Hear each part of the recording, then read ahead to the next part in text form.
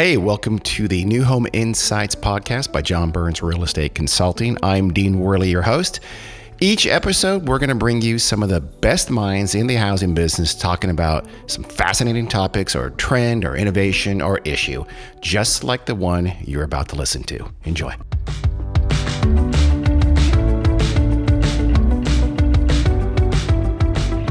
Welcome to New Home Insights, the John Burns Real Estate Consulting podcast about the U.S. housing market. I'm your host, Dean Wehrli. Today, we have the two people who are leading the charge to figure out what new homes will look like, what they will feature, and how they'll function in the future. We have Jenni Lantz and Mikaela Sharp. They track the new home sector, and they head at the New Home Trends Institute here at JBREC. And they're going to tell you a bit about them and about that in just a minute.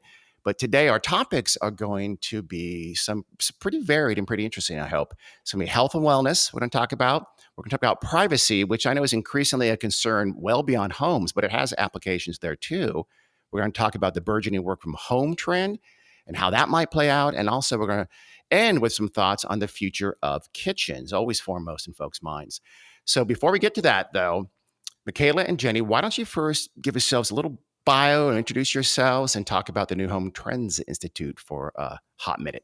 Sure. Yeah, I'll go first. I'm Mikaela Sharp. I'm the manager of Trends and Innovation here at John Burns Real Estate Consulting. I've been here about 6 years, worked in the demographics side of the business, and then started on as our team's first trend tracker, and then evolved from there. And now I lead up our consumer trends research.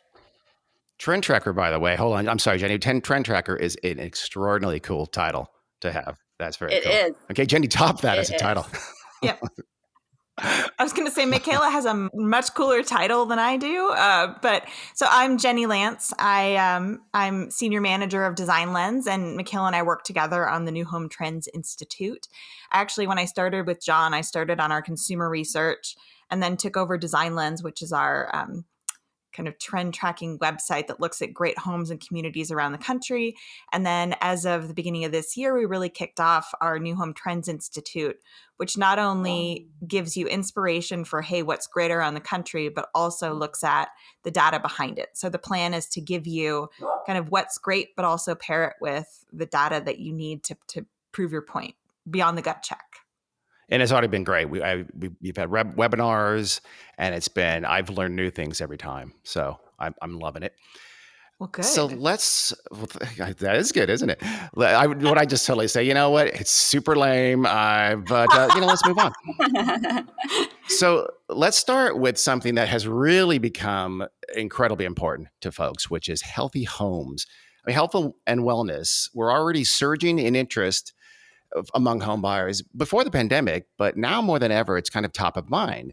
This is particularly true for young buyers and young families. How are builders and developers meeting these demands? What does it mean to you to have a healthy home? Well, I think to start, the physical health became something really important last year with COVID and 2020.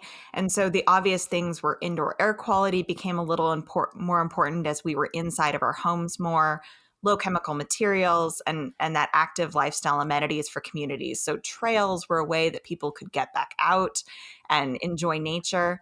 And then if we go kind of the other side of it, we did some research on not just physical health, but mental health, and really looking at, if we're stuck inside our homes so much more than we used to be, we need to think a little bit more about sunlight in the home and communal spaces and self-care and kind of when we want to be together and when we want to be apart. Can I put you on the spot real quick, Jenni? Low chemical materials, that's more than lead, isn't it?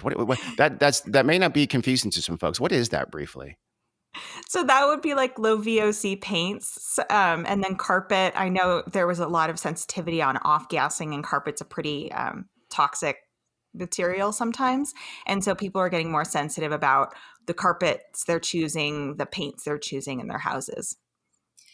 And I think something interesting that we're finding with how the healthy home is going to evolve over time is that, yes, the low VOC is very important, but we're also coming to this place where the view of a healthy home is much more comprehensive.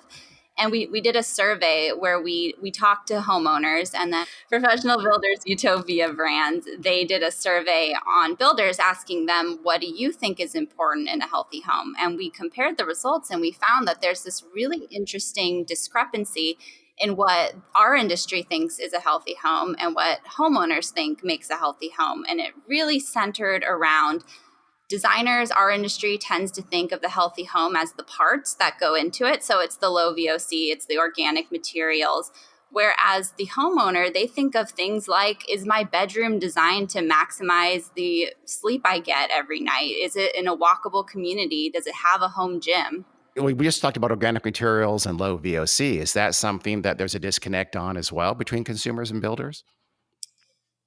I think homeowners think it's very important. I think builders think it's more important than the homeowners actually do. So we overemphasize its effect. And I think a lot of that has to do with buyer education, though. If you just say, this is low VOC, it doesn't have that same importance as if you describe what that means to them. You show how it matters. You show what your life will look like before versus after. But it's going to have to be both ways, though, isn't it? Right? It's going to have to be the builders educating their buyers. You might want to think about this because it's important, but it's also going to be the buyers educating their builders. Well, yeah, that's great. I do think it's more important now, but listen to me about these other items. Exactly. Yep. How about smart tech specific to health? We'll talk about smart tech in a minute when we talk about privacy, but here's specific to health, things like touchless everything and embedded sensors. Is that something folks are looking for? Yeah, so touchless is something we've heard a lot about, at least on our side. So we definitely did go and ask homeowners what they think about it. And we do think that there's runway here. We asked, what products would you consider touchless worth paying extra? And we found about 50% of homeowners would pay more for touchless, specifically with the faucets and actually toilets, interesting enough. And if we look at who is actually installing touchless right now, it's far under 50%. So definitely runway here. I'm surprised that's not 100%.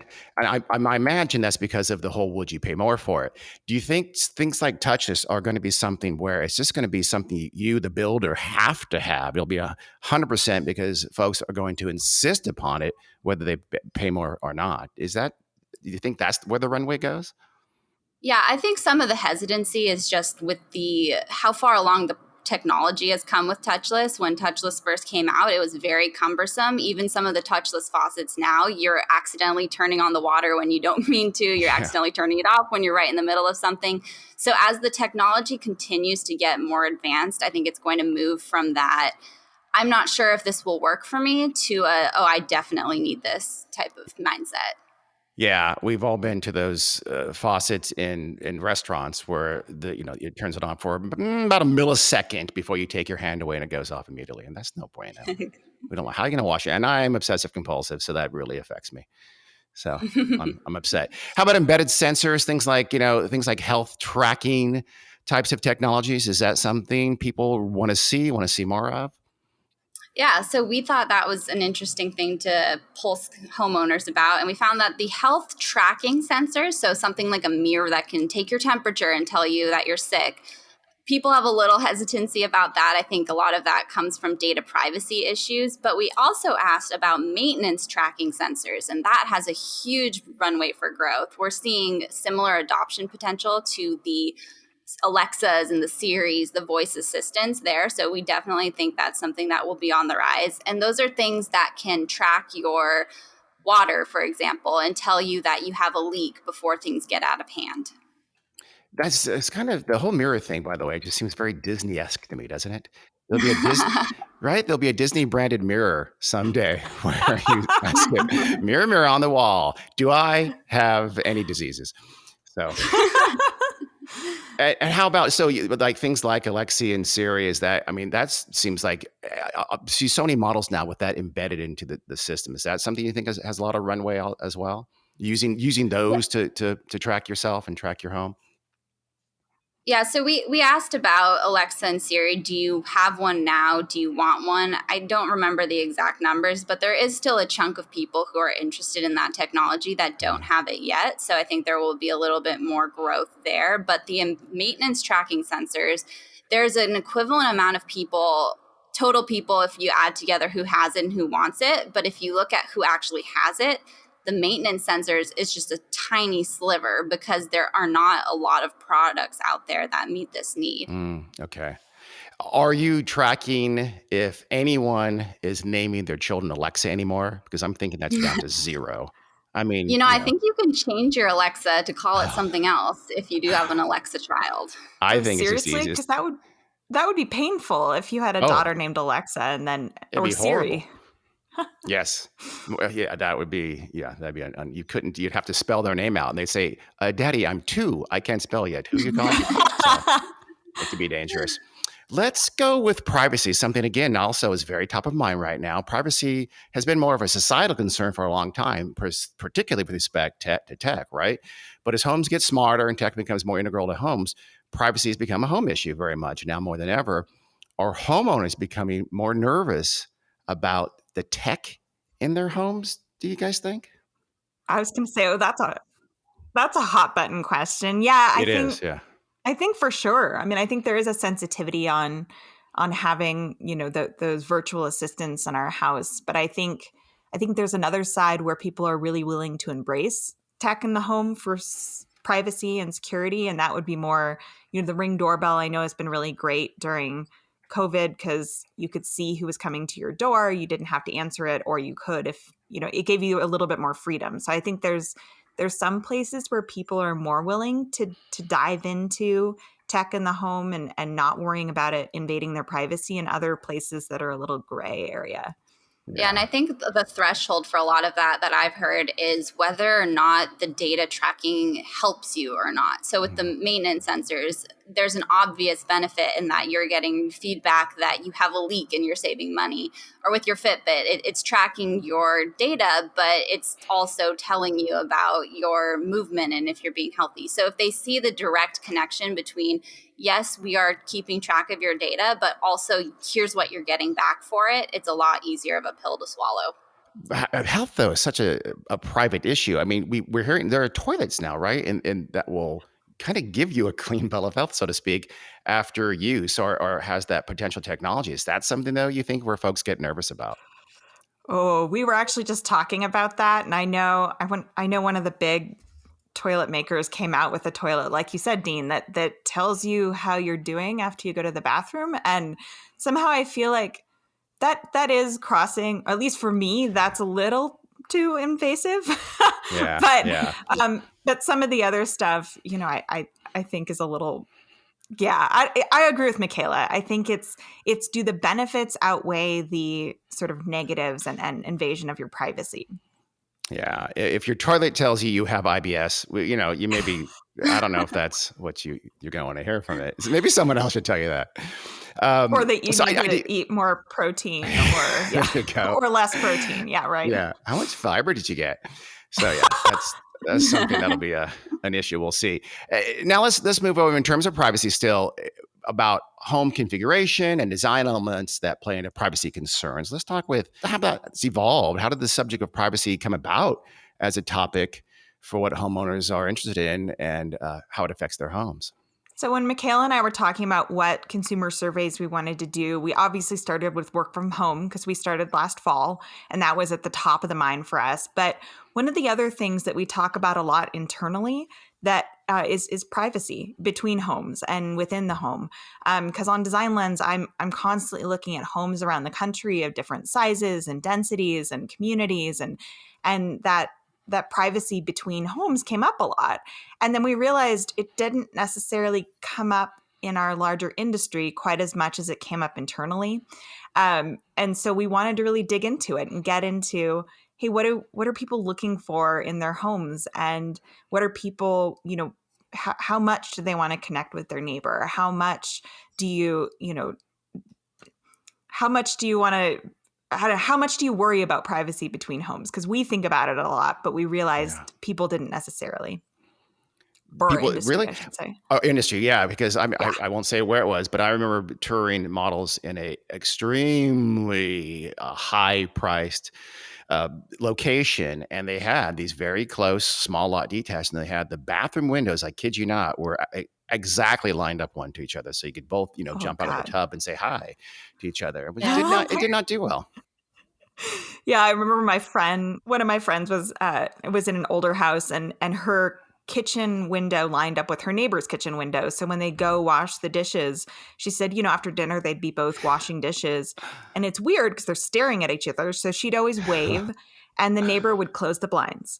And it was that moment where you're like, okay, well, I'm trying to make the best of this weird situation. But yeah, speaking of windows, I think that was with our results, that was one of the big things that came up as people's biggest concern is, you're right, we don't always consider how homes line up, and it is a little awkward when windows line up and you're looking straight into your neighbor's house.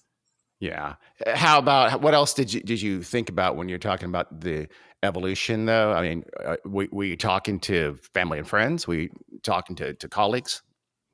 Yeah, so I mean, it really came from Design Lens, and then talking to our friends. Like I said, my friend with the kitchen window that lined up, and then we did preliminary research where we dug into kind of how people's lives were changing during COVID, and then that led to us doing a deep dive survey about privacy between neighbors, sense of community, natural light, kind of getting a sense of, hey, what do people want, and what are they missing, and what do they need? Do you think that's something that's going to last past COVID? Is that something that has some Absolutely. legs? Oh, Yeah. yeah.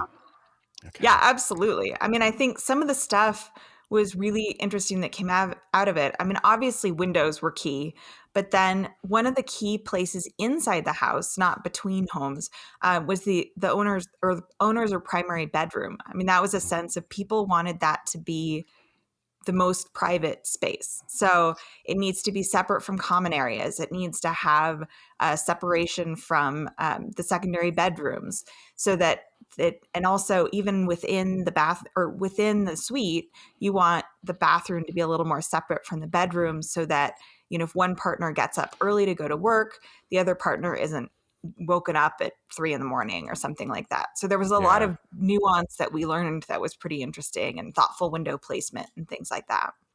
Yeah, and this is all stuff that we've been talking about from way before COVID, and stuff that we've been calling for from before COVID. And while it's definitely magnified right now, all of the results we found are pretty in line with things that we noticed in our own lives. Hey, wouldn't this be nice if it was a little bit more private? And it turns out that most homeowners do feel the same way. A lot of the results actually did depend on life stage, especially that Yeah. interior privacy piece. So when you ask people, do you wish you had more private spaces in your homes? The young families are raising their hand. Heck yes, we do. Yeah. And then we also Not asked so shockingly. about neighbors. That one was pretty interesting because we have all this conversation right now about feeling disconnected and wanting to connect more. And we were thinking to ourselves, yes, of course we do. But I don't think it's this everyone needs a front porch where they can have long conversations with their neighbors idea that some people have. It's more, I just want to wave to my neighbor, smile and wave. That was the number one option that people chose. A smile and a wave to the neighbor. And then on my own terms, I do want to have a community event where I can get together with everyone. That by the way, that result was one of the most surprising things I've seen out of the surveys we're talking about. Because listen, you talk to land planners, community planners, a lot of builders and developers. They think that being able to interact and having lots of places and lots of focal points where folks can interact is everything, is absolutely critical. But the survey says that's actually a pretty small minority of folks who want to do that on a regular basis. Yeah, definitely, especially with those young singles and couples. It's very predominantly, I just want a quick wave, I want to say a quick hello, and then I want to get about the rest of my day. Do you think it's because they want to control that? They want to control that interaction. They don't want to have sort of forced interaction. I think that's why we see some of the differentiation by life stage. Like with the family groups, you see a little bit more, I want that prolonged interaction. And I think it's because those people tend to be living around other families. They want to make some friends for their kids to hang out with that are close by. They can just let the kid play in the front yard with the neighbors. But with the young singles and couples, I think they tend to have their own friend groups that they already do things with. They don't necessarily want to expand that to their neighbors. But Jenni, I think you were going to say something. Yeah. Well, I was just going to say, it's not like people don't want parks or gathering areas in the community. So don't feel bad, land planners and community developers. People still want those parks and trails, but that's people getting as Mikaela said, it's having a choice of when you deal with your neighbors. So it's not like you never want to get together or see people. It's more going to the park. You're making a choice to go out and see people and be around others, or that kind of stuff, or on trails, versus what we're talking about is, when you enter your home, you don't necessarily want to have to interact with people. You want to have the option to do it a lot when you do it or not, and have the option. I think that's the key, is having the option about it. Having that control and getting online as soon as you get home. That's the key. So you can connect people virtually. Yes, absolutely. How about, so we talked about windows and things like that. What about the size of home? How does that play into privacy? Yeah, so size of home did matter, but surprisingly, there were a few key places where it didn't matter as much as we thought it would. So first, starting with where it absolutely does matter, the bathroom windows was one place. We asked people, between natural light and then the privacy you need in the bathroom, what kind of window best meets both of those needs? And for most homeowners, they actually did select those small bullet windows placed above sightlines. That is what they said was ideal for them. It was only when we got to those 4,000 square foot plus homes where we started to see people say, no, I do want that really large, unobscured window over the tub. But then a few places that we didn't see the home size matter as much was first asking people in general, do you worry about neighbors being able to see in your home? Yes, like the very, very small homes, we saw more worry. But when we got over that 2,000 square foot threshold, it was a pretty consistent amount of people who were worried at some point that their neighbors were able to see into their home or into their yard. And then the other place that we didn't see home size matter as much as we thought it would was the interior privacy. So we talked about before, that's very much life stage driven and not size of the home, whether or not you need a lot of privacy within the home versus not. And then the last thing actually I'll touch on is that a lot of the privacy conversation really depended on the stories within the home versus the overall size. So if you had the 3-story home, you have that natural between floor separation. So they said things like, we want more space dedicated to common areas versus bedrooms because you have that inherent separation. Going back to so people in larger homes are a little more concerned about the privacy and their neighbors being able to look in on them. It seems like there's going to be a preceding variable there that explains that. Why it seems a little bit counterintuitive. Do you have a sense of why the larger home environment leads to those kind of concerns? Is it the people, or is it the environment itself? So the larger homes don't have more privacy concerns. What we found there is that in a home under 2,000 square feet, you definitely have more privacy concerns about neighbors seeing in. But then once you get over 2,000 square feet, it's an equivalent threshold. So if you're in a 2,000 square foot home or if you're in a 4,000 square foot home, you're pretty equally worried about neighbors seeing in. Gotcha. And Okay. Dean, So I think that really comes back to it's lot size and then location on the lot. So if you're lining up windows, you're worried about, even if you're in a 4,000 square foot home, if you're not strategically placing it on the lot to provide privacy between homes or have enough of a buffer between homes, then people are still concerned, even if they have that huge house. Okay. That makes sense. Now, let's go to the next big thing. Work from home. I mean, often the next big thing is kind of currently a smaller thing, but it's still a thing. And some, shift in the zeitgeist or some technological change or some societal trend kind of propels it to the top of the agenda. That's kind of what happened with healthy homes, right? Health and wellness was very much a big thing. It's a much bigger thing now with the pandemic. The same can be said for work from home, even more so, if anything. Kind of slogging along, he's gaining traction, but nothing dramatic. And then suddenly pandemic hits and everybody's working from home and everybody has a Zoom closet and they realize how often the dog barks.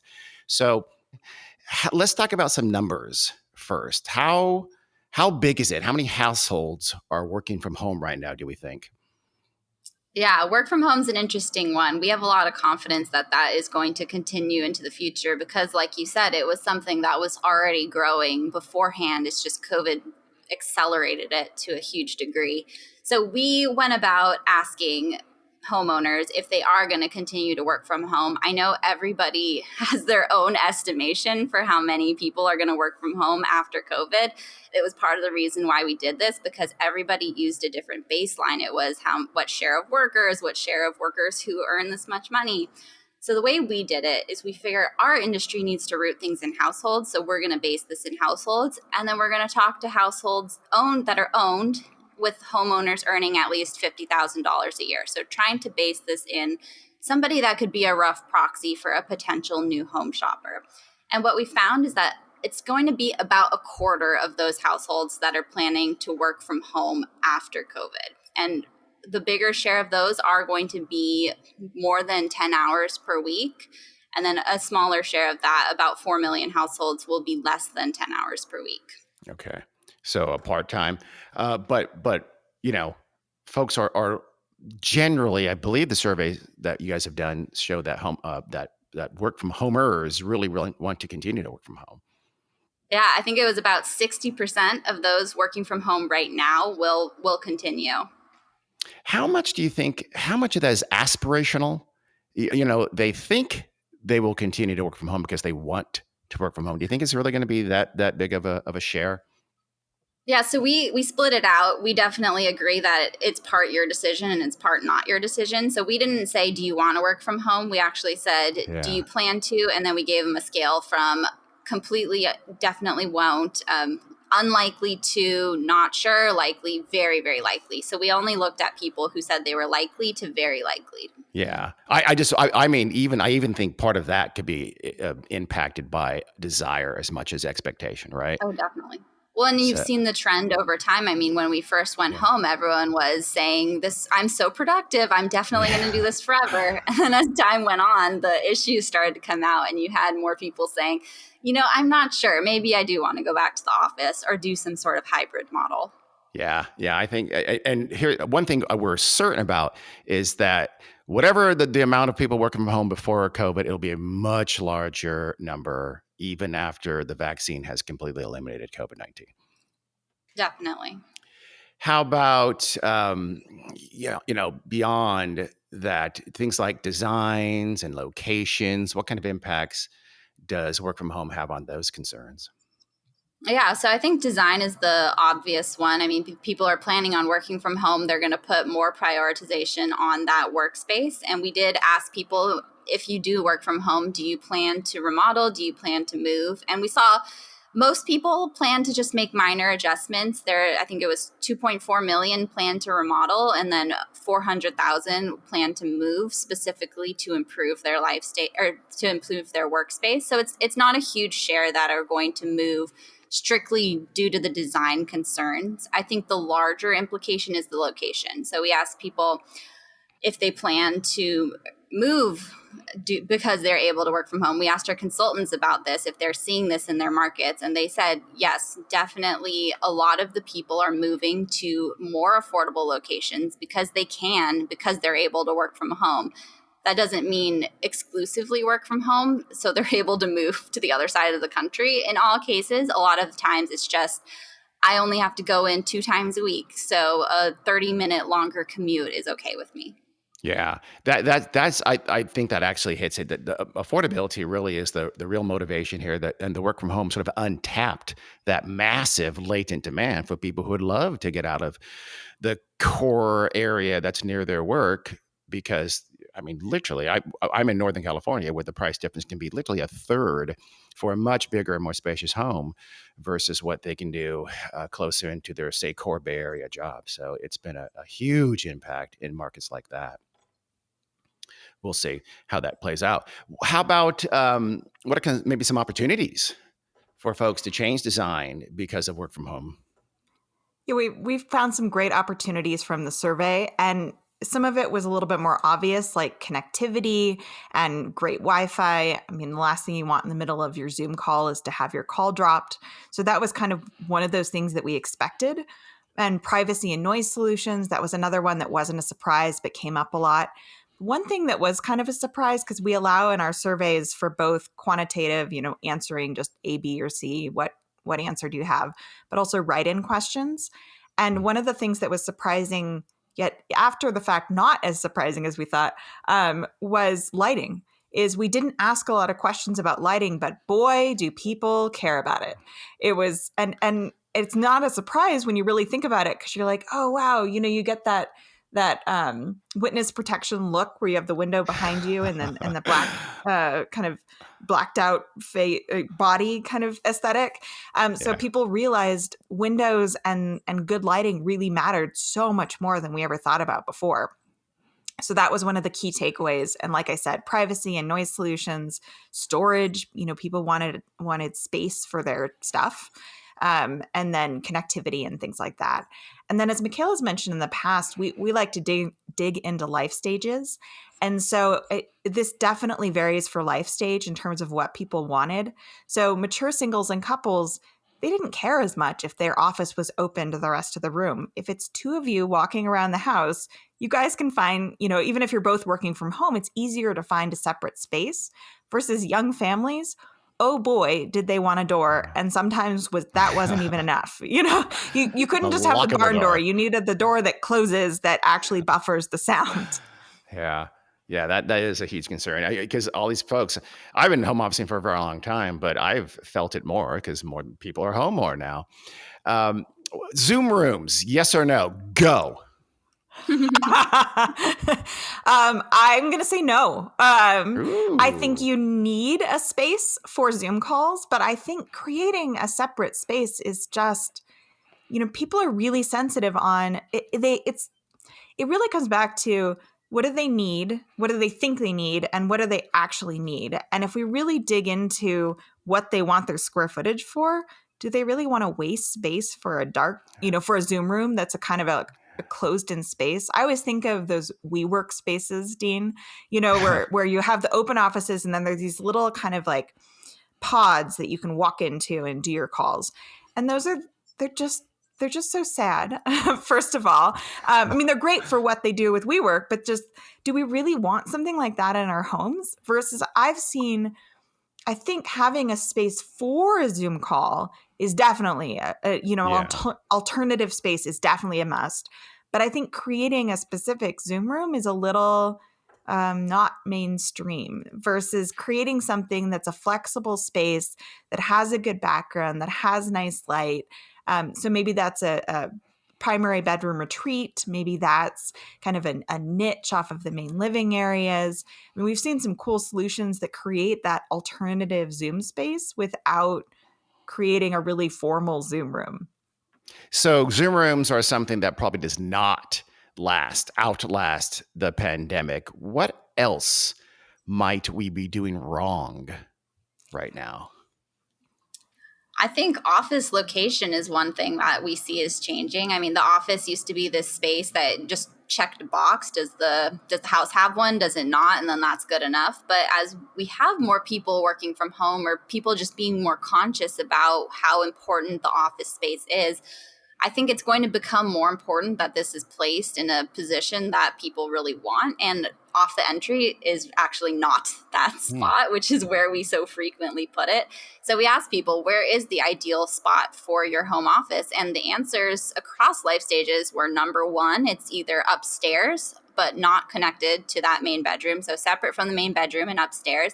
And then the second option from there was off the back of the house, ideally with direct access to the yard. Okay. That is, I mean, yeah, you almost always, when you walk into a model with an office, it's almost always that first room on the left or right as you walk in. And then Yeah, and go up. that wasn't even in the top three, except for the mature singles and couples. They're the only one who put that third. I think for the families, third was that main bedroom retreat. And for the young singles and couples, I think the third was just in the great room somewhere. And those are better options if you can't do number one and number two separated from the upstairs or at the back of the house. Exactly. Okay. Well, okay. and another key takeaway, Dean, is a lot of times people will, like Mikaela said, it's checking the box. It's taking that space in the front of the house, and you can flex it as a bedroom or an office. And I think one of the things we saw is young families, and so this is where we go back to that life stage.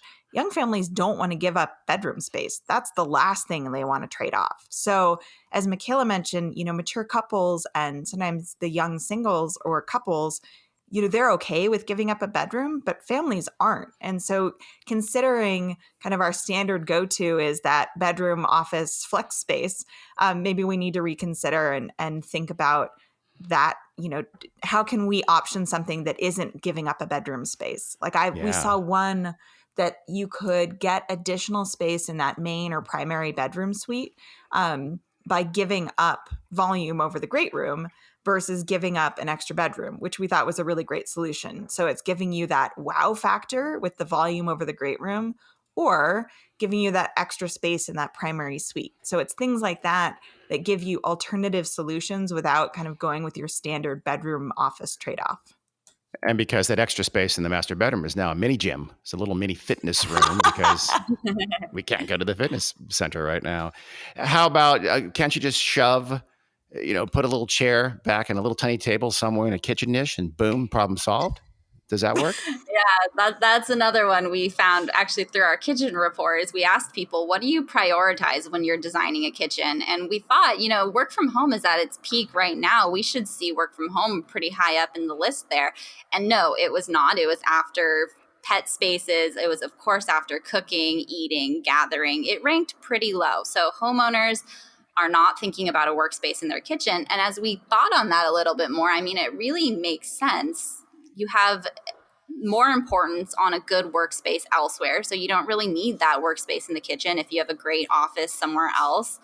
And then a lot of the use of those offices are for bills or for meal planning. And a lot of that is done virtually now. You have auto pay for your bills. You're meal planning on your iPad on the couch. You don't need that little spot when it could be dedicated to storage or cooking or something else that the kitchen is used more for. It's so true. I remember that used to be the little niche was like, oh, that's where you write your checks. I remember this is years ago, but seeing a kitchen with that little niche with the little desk there, and they put like a fake check book there for them. It was hilarious. Yeah. Well, or like you'd pull out your recipe books and right. Or like I remember the old thing was you'd pull out your recipe books and you'd lay out the recipe books and plan your meals and I feel like now even that's gone away from, we still have recipe books, but a lot of it's gone really virtual. So how do you, Absolutely. You don't need that big meal planning space. We just have Alexa scroll it down on the little screen thing now. I can't remember what it's called, but we have one of those, and that's exactly what we just did this weekend. That's a good segue. So let's talk about kitchens. I know we can only talk about kitchens briefly. Let's do a little foray, though, into kitchens. What are people looking for? What are people looking for improvements in kitchen space right now?